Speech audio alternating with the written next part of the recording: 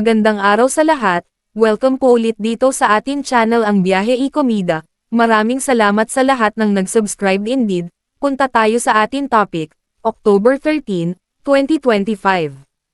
Pamilya ni Janine Gutierrez all out ang suporta kay Jericho Rosales. All out support ang pamilya ni Janine Gutierrez kay Jericho Rosales, ha? Aba, bit-bit nga ni Janine ang mga kapatid, pati na ang tatay niyang si Ramon Christopher sa ginanap na premiere night ng Quezon, sa SM The Block.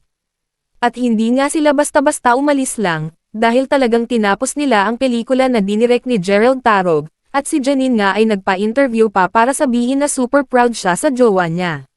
Sabi nga ni Janine, nasubaybayan niya ang pressure kay Jericho habang ginagawa nito ang pelikula, kaya naman masayang-masaya siya sa naging resulta nito, na yun na nga, pagkahusay-husay ng future husband niya, ha? As someone who has always been excited for the third installment of the Tradition of the Bayaniverse, I'm so excited to watch it. I know how much effort na nilagay nila para mabuo ang movie. At heto na nga, mapapanood na nating lahat, sabi pa ni Janine. Well, super long journey nga ang pinagdaanan ng Quezon, at hindi nga biro ang pinaghirapan ni Jericho, na sa prosthetics pa lang, mahabang oras na ang ginugugol. Kaya naman maluha-luha siya nang makita ang pagmamahal ng mga fan na sumugod sa SM The Block, para lang mapanood ang pelikula. Well, sulit naman ito, dahil hindi mo nga aasahan na ganitong pelikula ang mapapanood mo. Na hindi ito katulad ng mga naunang pelikula ni na John Arcilla, General Luna, at Paulo Avellino, Goyo, na hitik sa aksyon.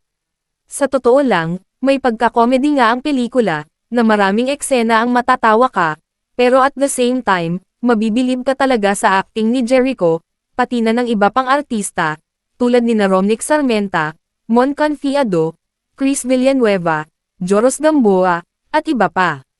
By Dondon Sermino. That actually piqued your interest when it comes to the film Quezon, na parang, oh my God, I need to watch this film. Well, syempre, simula pa lang ng Bayaniverse, nakatutok na tayong lahat. So talagang hindi pwedeng palampasin itong Quezon. Mahilig talaga ako sa history and bilang Pilipino, nakaka-proud na meron tayong mga ganitong classic, sobrang tegalitan ng mga historical film. And looking forward for everyone to support the film.